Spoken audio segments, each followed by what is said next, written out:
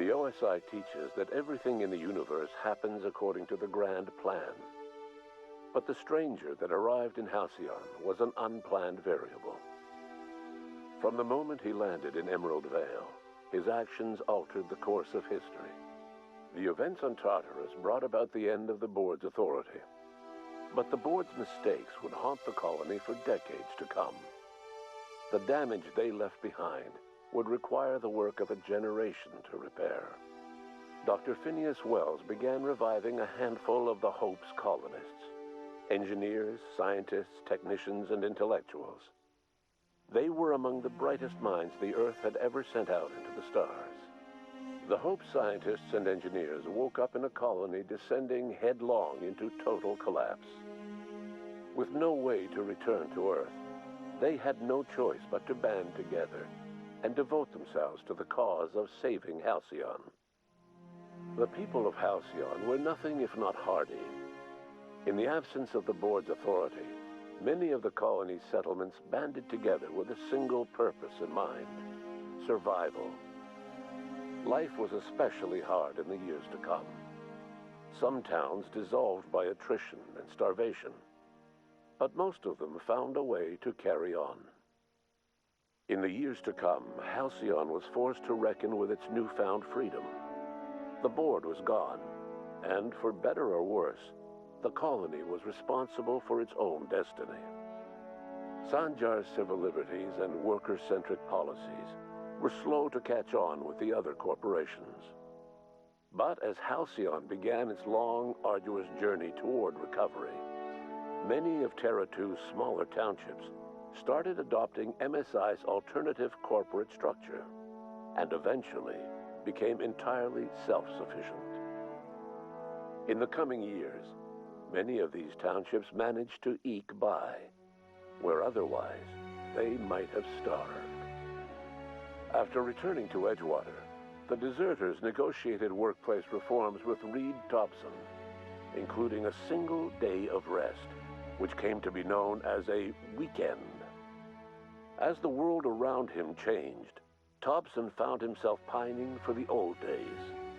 He was known to spend his weekends in the cantina, nursing one of the few remaining bottles of Zero G, and repeating to himself, "It's not the best choice, it's Spacer's choice." As for Adelaide McDevitt, she tended to her garden in solitude for another year before passing away. Her body was discovered some months later when Reed Thompson paid her a visit in an effort to make amends. Her remains were buried in a place of honor underneath the floor of the Edgewater Cannery. Reed believed this was what she always wanted.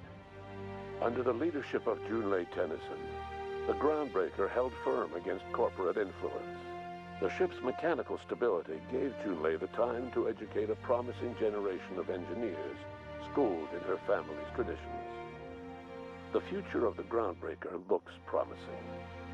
The rediscovery of the Hope and the abandonment of the Lifetime Employment Program forced Byzantium to come to terms with some uncomfortable realities about the state of Halcyon.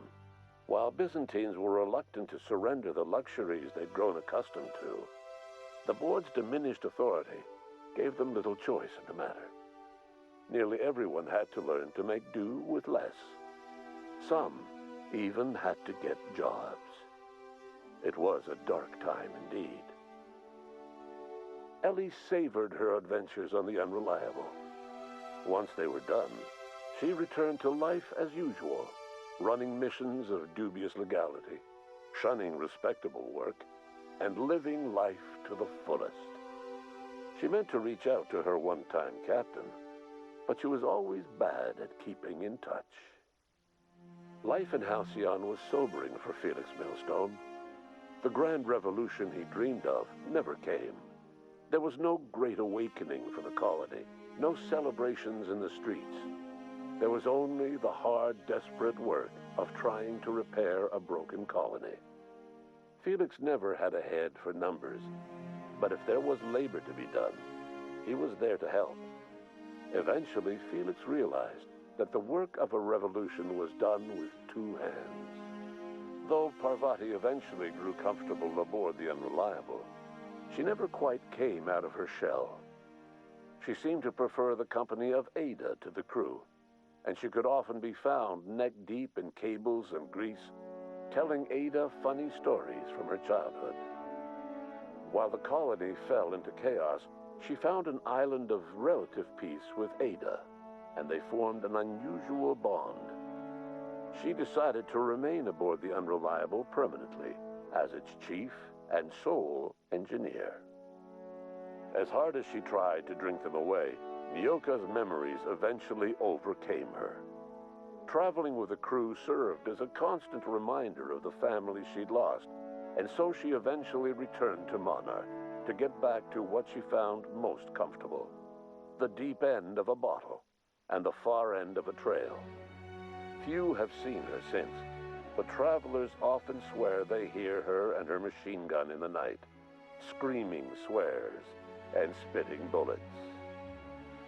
Before his untimely death, Captain Alex Hawthorne had plans to restore and modify, for combat purposes, a sanitation and maintenance automechanical that he'd found in a state of disrepair in Emerald Vale's scrapyard. That unit remains broken down and forgotten in the Unreliable supply closet to this day. Minister Clark was released from house arrest, and his contact with you gave him a sense of renewed purpose and vigor. Once it became clear that no help would be coming from Earth, he threw his considerable efforts and talents into helping Halcyon manage the crisis before it. As for Dr. Phineas Wells, he spent his remaining years in his orbital lab. He eventually came to terms with his own past and was able to forgive the mistakes of his younger self by devoting his remaining years to serving the colony.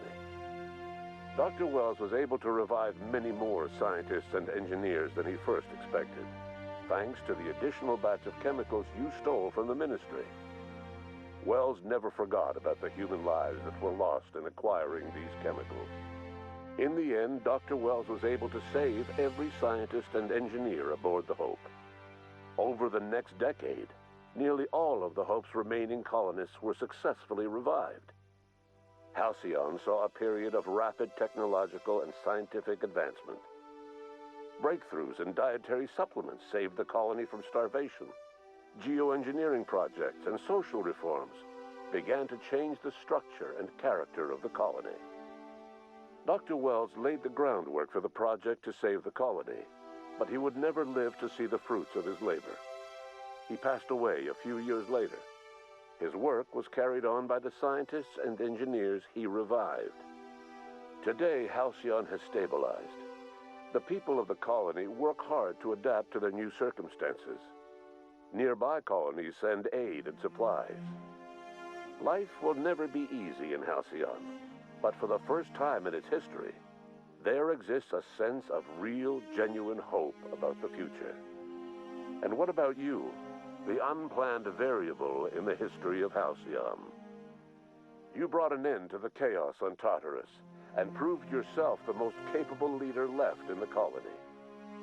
You administered the colony in your own image. With the old power of the board destroyed, a new government of Halcyon rose with you at its center.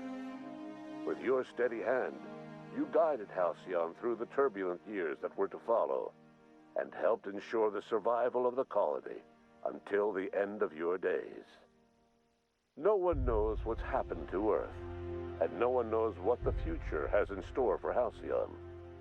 All we know for certain is this: the name of the Unreliable and that of its intrepid captain will remain the subject of countless stories for years to come.